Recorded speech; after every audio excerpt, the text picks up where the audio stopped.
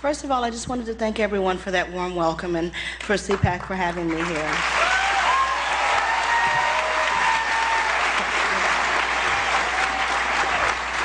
When I started working with ACORN Political Operations in 2005, one of my first tasks was to do a provisional ballot survey. We called election officials across the country, and we found out how they handle provisional ballots, whether or not people would be able to cast these ballots and if they would be counted on Election Day.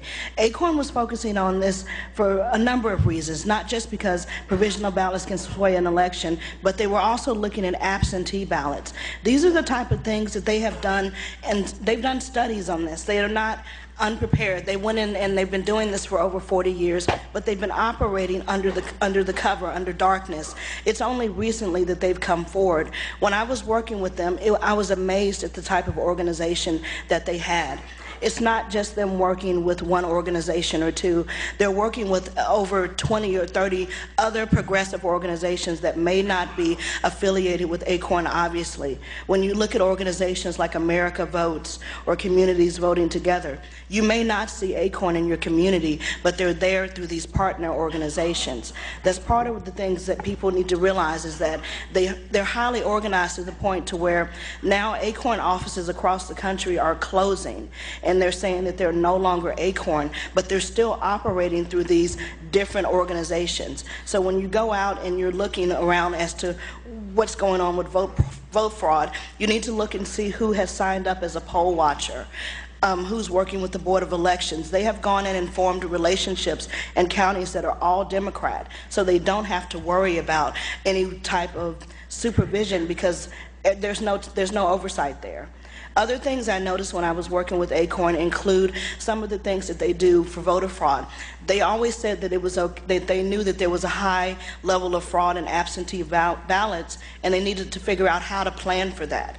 That right there should let you know that if they're, like in Minnesota, if a truck full of absentee ballots show up, you have to wonder where they came from. With the Scott Brown election, there was a video of a woman passing out blank absentee ballots on the day of election to people that were already at the polling place. We have to be vigilant and look out for these things. I testified for a Republican lawyer, the Republican National Lawyers Association, Heather Heidelbaugh, in a court case in Pennsylvania in 2008, and we talked about other instances of voter fraud that had occurred across the country in relation to ACORN. This type of information, unfortunately, has not gotten out there to people. People are not at the time did not realize that ACORN was so entrenched. Thankfully, now everyone has realized what is going on with ACORN, and we're able to go out there and to fight them. And that's some of the things I wanted to talk about today. When I testified about when I was working with the ACORN Political Operations, we had meetings. There was a meeting in 2007 in Arkansas where we were talking about how to get candidates elected that were progressive.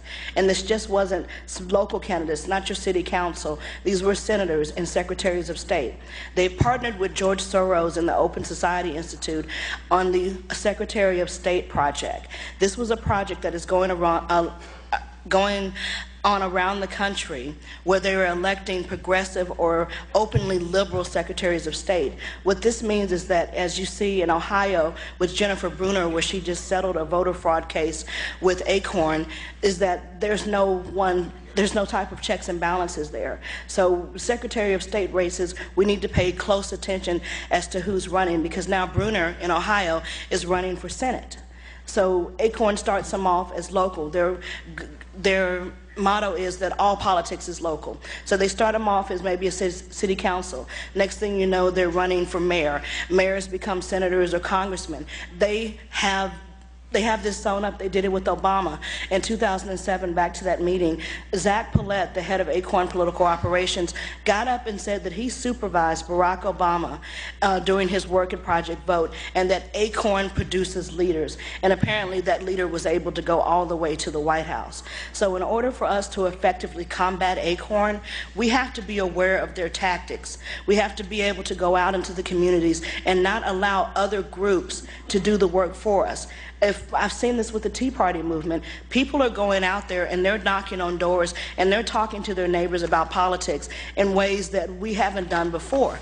By taking that away from ACORN, you're actually building stronger conservatives, because what was happening is that ACORN was taking money from Republicans. During the Bush administration, they got $53 million. They took that money and went out and registered Democrats. They wanted a lasting majority, and they were able to do it by forming alliances and saying, we're the only ones that can go out there in these communities and organize people. We don't really need to organize people. We need to educate people, and we don't need liberal or progressive organizations to do it for us. So as we... Thank you. So I would say that the one thing I've learned in exposing ACORN is that we have to get the conservatives involved, because if whether or not it's them under the name of ACORN with a red t-shirt or it's SEIU out there in a purple t-shirt, we have to be there right alongside of them. When over the summer, when the Tea Party movement happened, you would see these paid ACORN protesters, 20 of them protesting health care, and then you would see 200 Tea Partiers, and that's because they cared. They weren't paid. They weren't lied to. They were there because they believed in America, and that America needs to be saved from these liberals and this progressive agenda.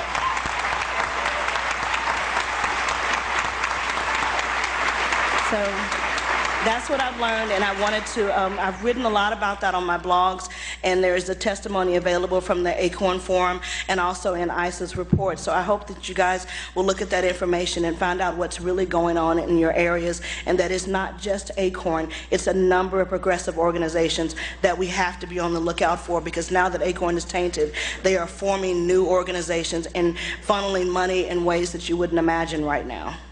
Thank you.